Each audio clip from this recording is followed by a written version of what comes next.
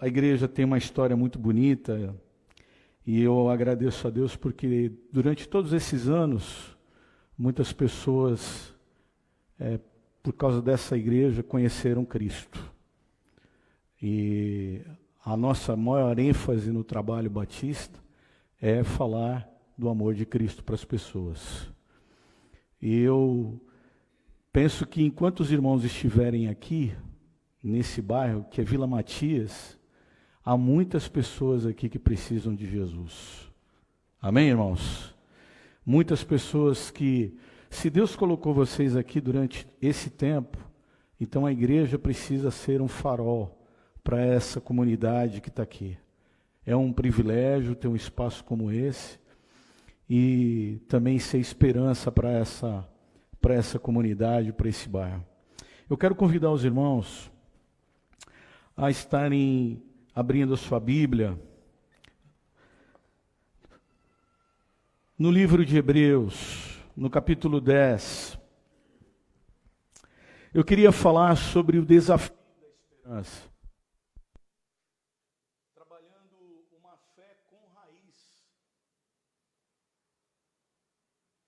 Uma fé com raiz profunda em tempos de pressão como nós estamos vivendo.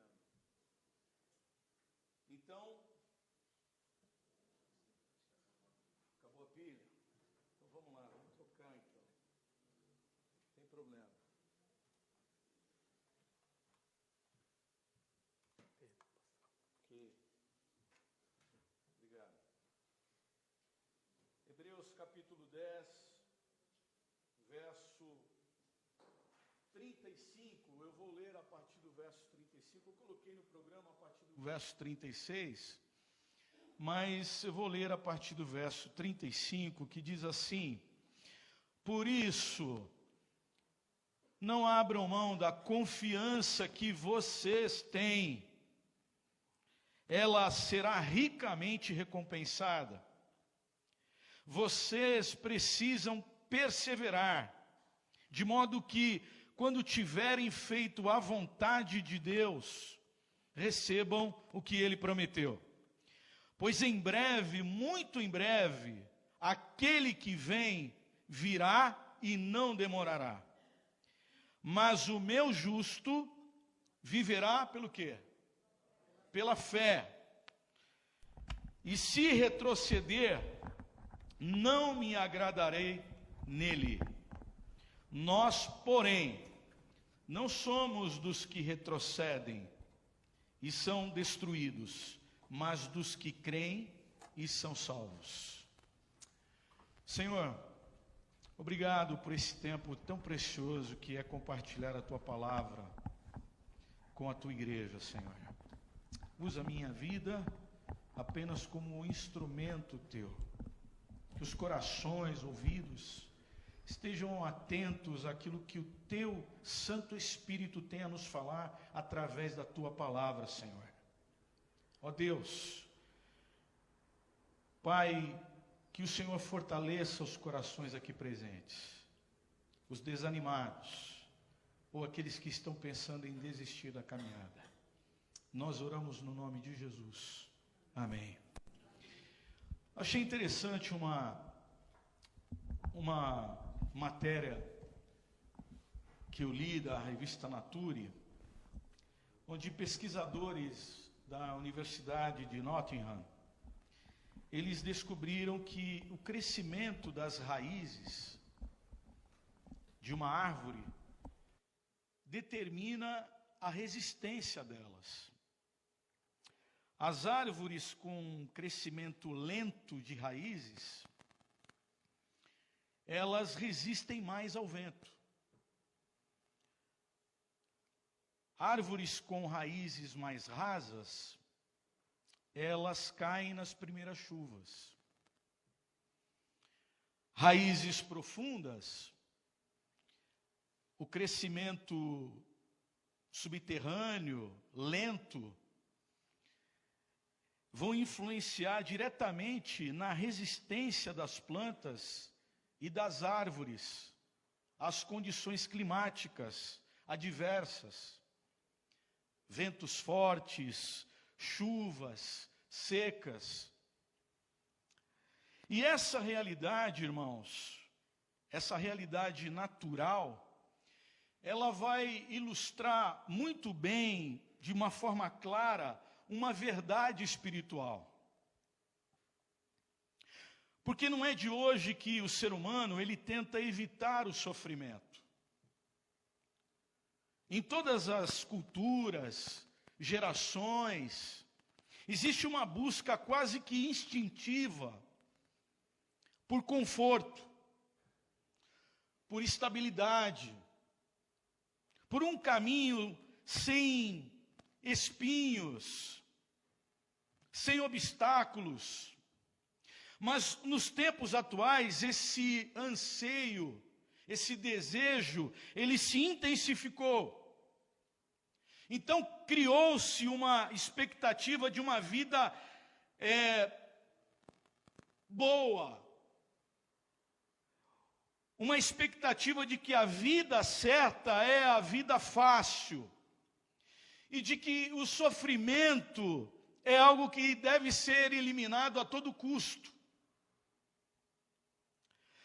Mas quando a gente vai para a Bíblia, não é bem isso que ela nos ensina. Porque a fé cristã verdadeira não é uma fuga do vale, do deserto. Ela é uma caminhada firme dentro desses vales e por esses desertos. Mas entendendo que nós temos que manter os nossos olhos fixos no Senhor. Então o apóstolo Tiago, escrevendo justamente a cristãos perseguidos e que estavam sofrendo, passando por pressão, ele nos lembra que a provação da fé produz o quê? Perseverança. A fé, a provação da fé produz perseverança. E essa perseverança é o caminho para a maturidade. Então, irmãos, não há cristianismo autêntico sem cruz. Não há crescimento espiritual sem luta. E nesse texto a gente vai refletir sobre como é que Deus usa o sofrimento para moldar o nosso caráter. Como que a fé perseverante, ela vai nos sustentar nos vales, nos desertos, nas horas de aflição. E por que fugir da dor? Pode ser, na verdade, fugir da própria ação de Deus na nossa vida. Então, Hebreus aqui, ele vai nos confrontar com esse princípio espiritual. Porque o autor aqui, ele vai exortar uma igreja que está pressionada. A esses irmãos perseverarem. Não fugir. E a pergunta é, como manter uma fé perseverante quando tudo parece empurrar para trás? Porque o livro de Hebreus, ele é escrito a cristãos judeus que estavam sendo perseguidos por causa da sua fé. Eles poderiam sofrer perdas econômicas, eles poderiam sofrer rejeição e eles também poderiam sofrer ameaças. E a tentação, diante de um quadro como esse, é retroceder. E muitas vezes retroceder ao judaísmo. Eles entendiam que era mais seguro naquele momento, naquele contexto. E aí então o autor de Hebreus, ele vai nos exortar aqui a não jogarmos a confiança fora. É o que ele fala no verso 35. A não recuarem. porque o justo viverá pela fé. Então o texto ele está numa transição aqui entre doutrina e a prática dessa doutrina. E ele vai nos preparar aqui o caminho para a galeria, que é o próximo capítulo, dos heróis da fé, onde vários nomes são citados: Adão, Abel, Abraão, José, Moisés. E com isso em mente, irmãos, nós vamos observar, e eu queria compartilhar com os irmãos aqui, 3 verdades sobre o caráter perseverante da fé.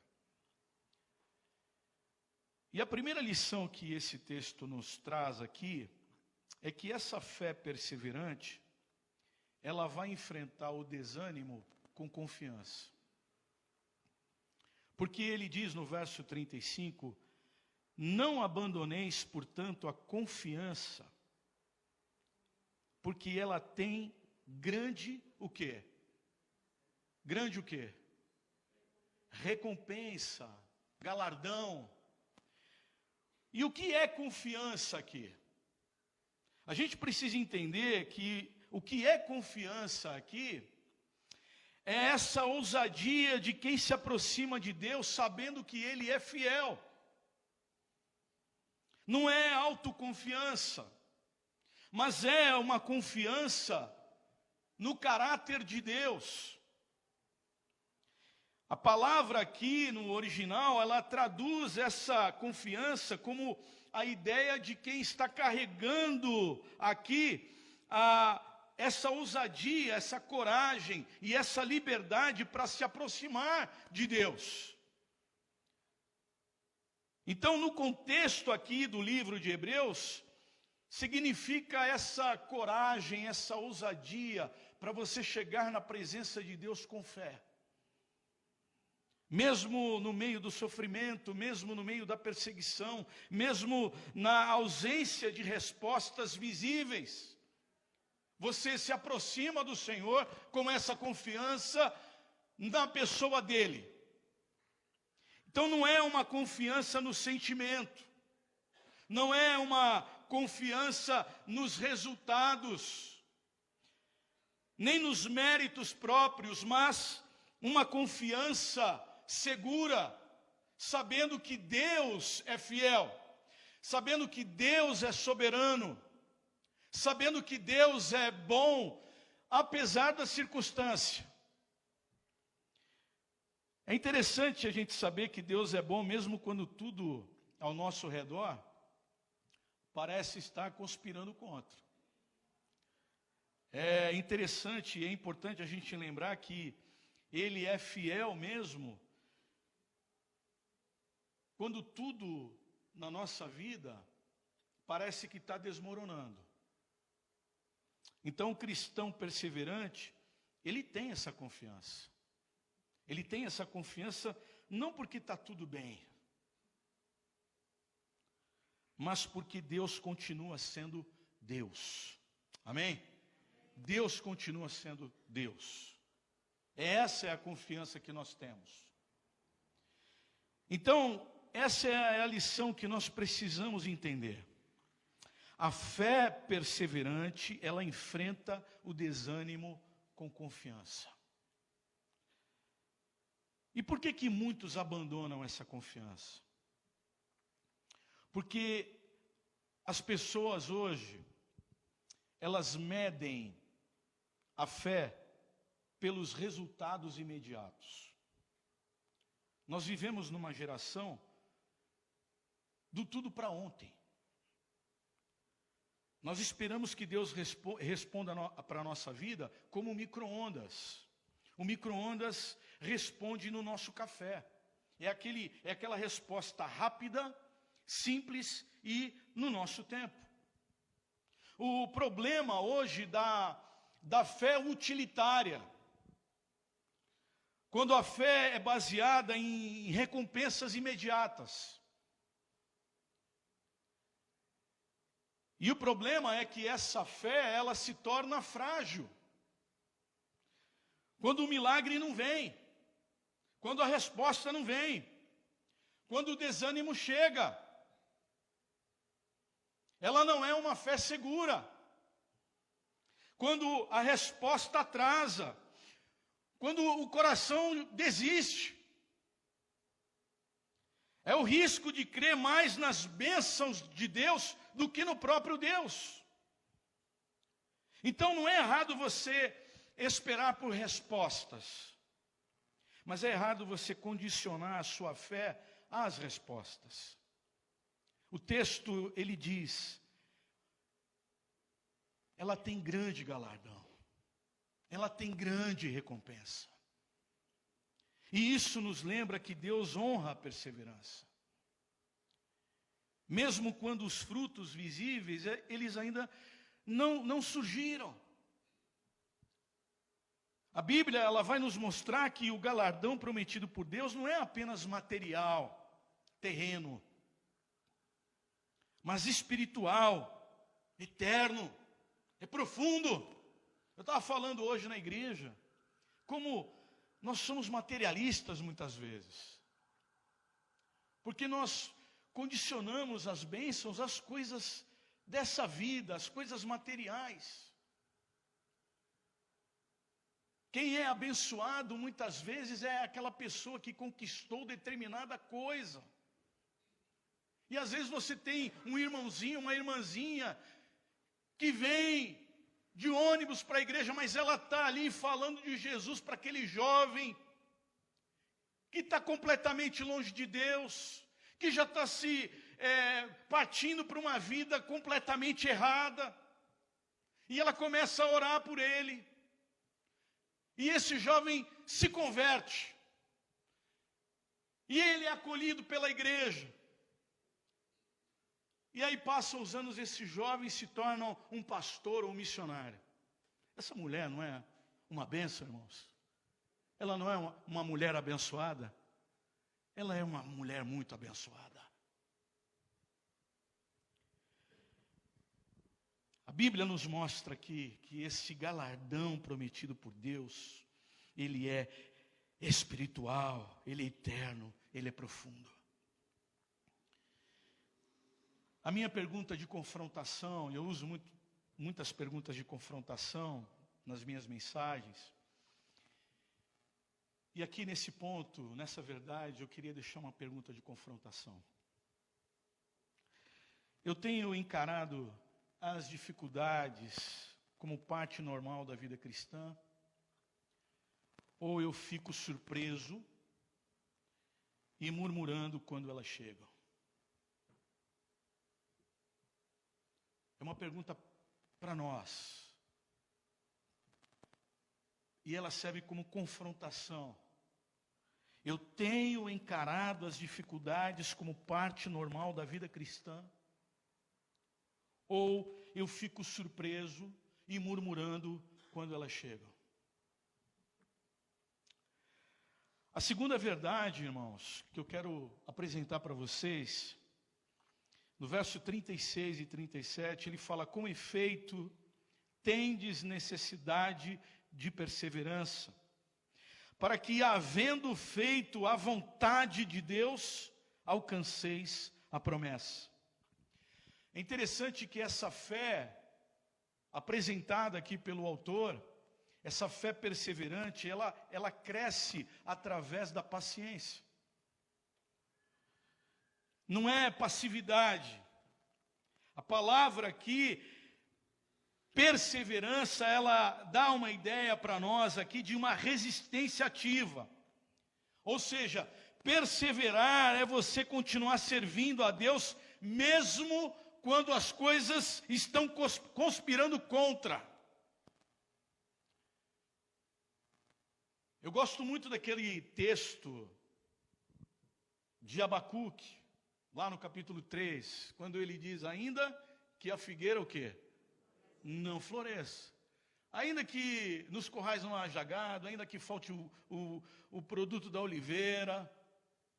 E ele diz: mesmo assim, eu me alegrarei no Senhor. O que ele está dizendo, numa linguagem nos dias de hoje, Abacuque, ele estaria dizendo o seguinte: ainda que a vida diga não para mim, e para o meu povo, ainda que a vida diga não, eu vou continuar servindo ao Senhor. Ainda que a vida diga não, ou seja, está dando tudo errado, eu vou continuar servindo a Deus. Eu vou continuar me alegrando no Senhor. Eu vou continuar servindo a Deus, eu vou continuar congregando com os meus irmãos, em comunhão com os meus irmãos, ainda que as coisas estejam conspirando contra. Então, perseverar é você continuar servindo. É continuar orando mesmo sem a resposta. Mas,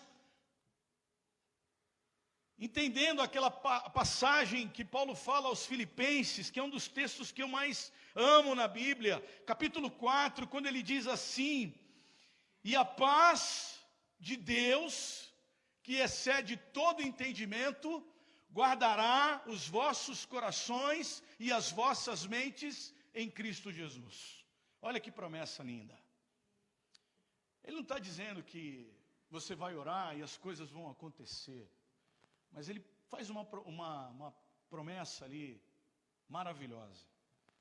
É que se nós levarmos tudo ao conhecimento do Senhor, a nos quebrarmos na presença de Deus, nos lançarmos nos braços de Deus, nós teremos a paz que excede todo entendimento. Ah, irmãos, isso é bênção. Isso é maravilhoso. Mas o problema da geração atual é uma geração que quer sucesso muito rápido. Nós vivemos na era do micro-ondas espiritual. Nós queremos um chamado, nós queremos um ministério de impacto, mas nós não queremos chorar, nós não queremos passar pelas lágrimas, nós não queremos trabalhar com discipulado,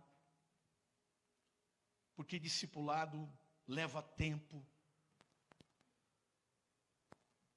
Hoje a questão é tudo muito rápido, mas a Bíblia ela nos ensina que quem corre com pressa tropeça. E Deus forma os seus servos no secreto. A gente tem esses exemplos. Casamentos querem prosperar, mas não querem passar pela espera, pelo tratamento, pelo perdão, pela restauração. Membros querem uma igreja vibrante, a igreja tem que ser aquela igreja cheia, tudo funcionando, louvorzão, muita juventude. E o pastor tem que ser o camarada que faz tudo acontecer. E a igreja quer resultado. A pergunta que eu quero fazer para os irmãos é a seguinte: eu tenho esperado em Deus ou me tornado impaciente e estou agindo pela minha própria força? Como é que está a sua situação atual? Você tem esperado em Deus ou você tem se tornado uma pessoa completamente impaciente? Você está agindo pela sua própria força. Quando nada acontece, como é que você espera? A sua fé se fortalece ou ela se esfria? Porque a fé perseverante, ela vai crescer justamente através da paciência. Amém, irmãos? Terceira verdade, e ele traz aqui um texto, usando aquele texto de Abacuque, e ele fala: mas o meu justo viverá pela fé, e se retroceder, nele não se compraz a minha alma. Esse termo retroceder aqui é forte. O contexto aqui é a apostasia. Porque Está se tratando aqui de uma rejeição consciente do Evangelho, de você abandonar o caminho da fé por causa das pressões, das perseguições. Nós não estamos falando aqui de crentes fracos, irmãos. Não. Mas de gente que abandona a fé, que larga tudo. E Deus diz: nele não se compraz a minha alma. É uma expressão de dor, é uma expressão aqui de repúdio. O justo aqui não é alguém que vive pela sua própria justiça, mas alguém declarado justo por Deus mediante a fé. Então o justo é aquele que vive com base na confiança em Deus, e não pelas suas obras. Então tem gente muitas vezes que se empolga com a igreja, com a Bíblia, com a fé, mas na primeira luta ele desaparece. Isso não foi perseverança. A gente vê hoje muita euforia com relação à fé. Por isso a necessidade do discipulado. Está se produzindo muita gente salva, e essas pessoas, elas não estão se tornando discípulos de Cristo. Qual é a diferença daquele que é salvo e daquele que é um discípulo? Vamos separar dessa forma. É que o discípulo, ele faz outro discípulo. Ele está comprometido em ganhar outras pessoas para Cristo. Ele está empenhado nisso. Mas tem gente que acaba se empolgando e depois acaba se esmorecendo. Na Eritreia, um jovem, ele ficou 10 anos preso, e ele ficou preso por causa da fé. E quando ele foi libertado, a primeira frase que ele trouxe como testemunho daquela experiência que ele viveu na prisão, é que quando ele foi perguntado como foram aqueles anos, ele falou: a minha fé ficou mais forte, não mais fraca. A minha pergunta para os irmãos é: eu tenho dado sinais de cansaço espiritual, de desânimo e vontade de recuar na minha fé? Eu acho que você precisa fazer hoje essa análise. Você tem dado sinais aqui de desânimo, de vontade de desistir de tudo, de abandonar tudo. Eu estou vivendo como alguém que pertence a Cristo ou como alguém que pode desistir a qualquer momento? Como é que está a sua vida nesse momento, querido? Achei interessante, eu fiz parte da vida militar, e você já ouviu falar nos SEALs, da Marinha Americana? Marinha Americana, não é? Os SEALs. Eles são um grupo das forças militares norte-americanas. Eles são uma força das mais bem treinadas do mundo. E o treinamento para você se tornar um SEAL é brutal. E o objetivo é testar o limite da pessoa mesmo, fisicamente, emocionalmente, mentalmente.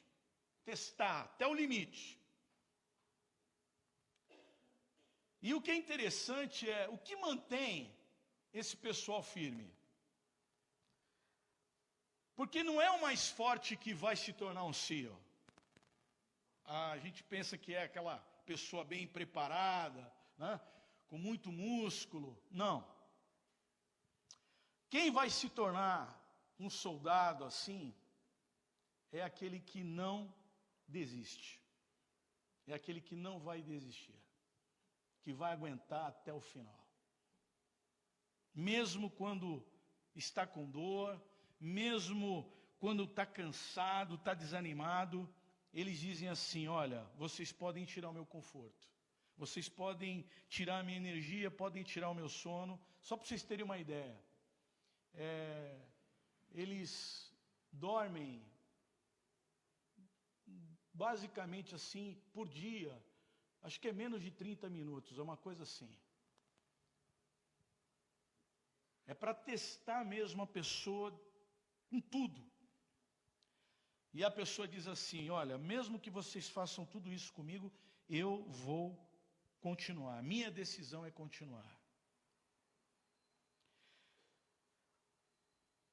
A fé perseverante, irmãos, ela marca os verdadeiros discípulos de Jesus.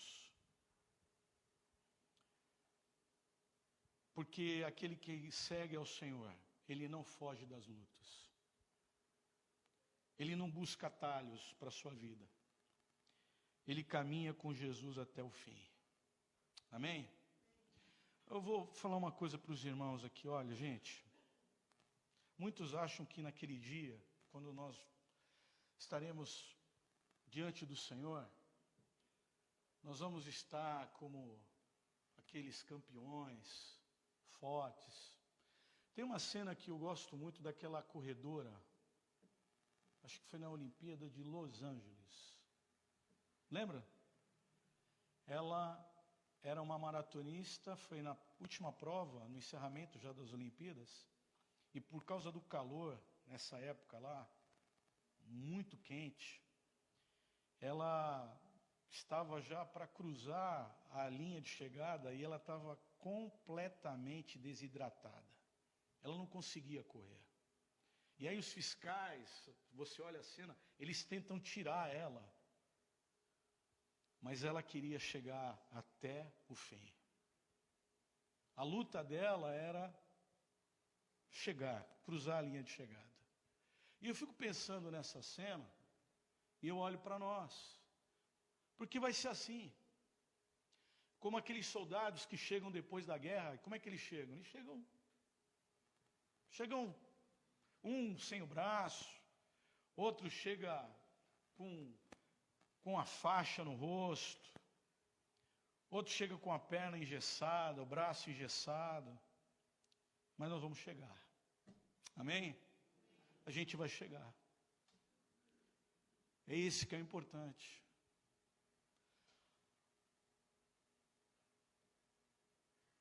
A palavra-chave na vida cristã é o texto, um dos mais importantes que eu vejo no Evangelho. João capítulo 15. Esse texto é chave. Por quê? Porque Jesus ele fala: eu sou o quê? A videira, o quê? Verdadeira. O meu pai é o quê? O agricultor. Todo ramo que estando em mim e eu nele, esse dá o quê? Muito fruto.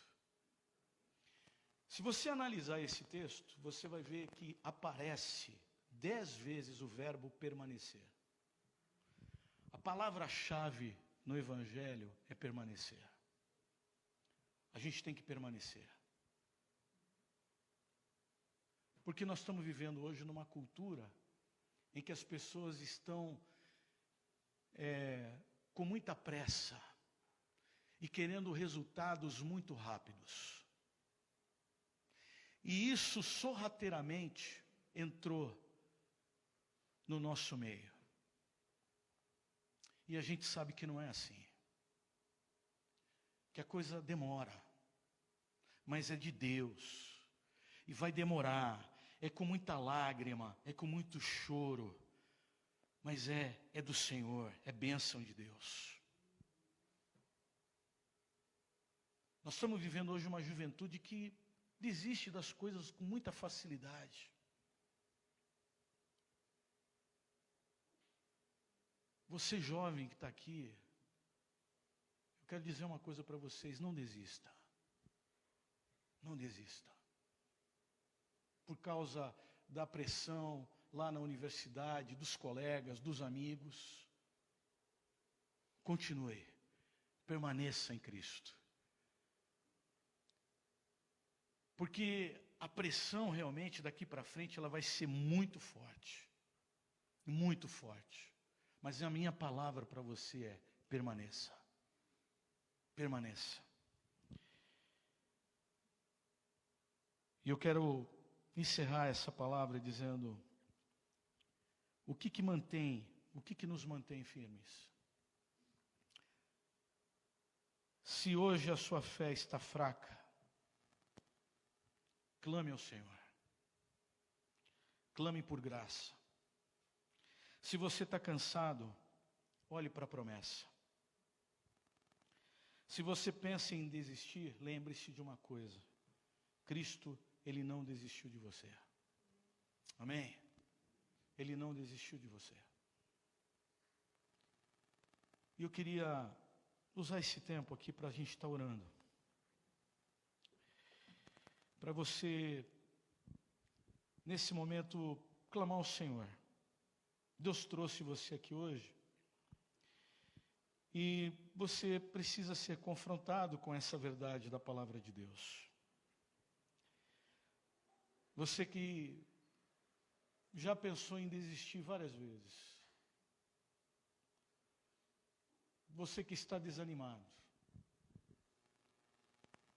Eu digo a você, clame ao Senhor hoje, por graça, para que o Senhor o fortaleça e você entenda que a melhor coisa é permanecer em Jesus. Vamos orar? Eu queria que você fechasse os seus olhos e você pensasse nisso. Como é que está a minha vida? Será que eu estou como aquele que está pensando em desistir e largar tudo? Desanimado? Ou quando vem as pressões, ao invés de estar fortalecido em Cristo, a minha fé se esfria? A minha fé está se esfriando, pastor. Então eu quero que você clame ao Senhor. E eu creio que o Espírito Santo de Deus o fortalecerá, em nome de Jesus. Pai, obrigado pela Tua palavra, Senhor. Obrigado, Senhor, porque o Teu Santo Espírito, Ele nos orienta. Ó Deus, a Tua palavra nos aquece. Ó Deus, nos fortalece. Mesmo diante das lutas, das dificuldades, ó Deus, mesmo diante das pressões da vida, no trabalho, muitas vezes na família, entre os amigos, Senhor, somos pressionados, mas Senhor, nós queremos glorificar o Teu nome, porque a melhor coisa é estar com o Senhor. É estar contigo, Pai. Ó Deus, fortalece a vida dos meus irmãos. Abençoe cada um deles. O Senhor conhece os corações aqui presentes. Sabe os anseios, as necessidades, as pressões que cada um está vivendo. Mas eu peço que o Senhor, ó Deus, possa fortalecer cada um aqui presente. Ó Pai, e que eles saiam daqui fortalecidos pela Tua palavra, ó Deus, e pelo Teu Santo Espírito que enche o nosso coração de paz. Ó Deus, mesmo não vendo absolutamente nada, Senhor, mesmo não tendo os resultados que esperamos, mas uma coisa é certa: o Senhor cuida de nós. O Senhor cuida da nossa vida. O Senhor é soberano. O Senhor é um Deus de graça, de bondade, misericórdia, graça. Ó Deus, é por isso que nós cremos em Ti. Ó Pai, cremos baseados em quem o Senhor é, não naquilo que o Senhor pode nos dar.